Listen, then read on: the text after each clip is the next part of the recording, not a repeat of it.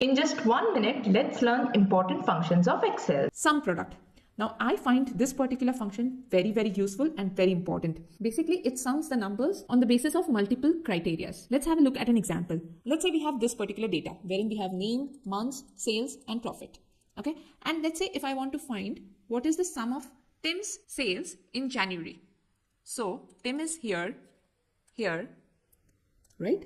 And I want his sales in Jan. And Tim is also here. But I want only Tim's sales in the month of January. So basically, I'm looking at these two numbers, right? I want sum of this. We are going to type is equal to sum product, open the bracket. So now what is Excel doing? Excel is asking me to give an array.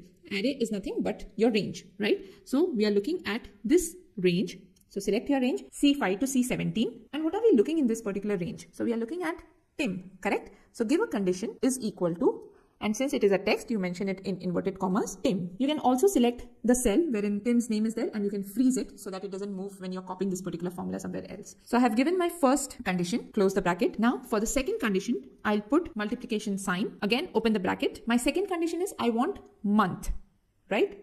So again, select the range. Now very important, the range should be similar to the first column. So if you have selected C5 to C17, you have to select D5 to D17. You cannot select D4 to D14 or whatever. So it should match with the previous columns which we are selecting. Now in this particular range, we are looking for value Jan. All right, close the bracket. Again, multiplication sign. And we want the sum to be done in this particular range, E5 to E17. So again, put this into brackets. Now, the whole thing, we have to keep it in parentheses. So, open and close one more bracket for the function and press enter.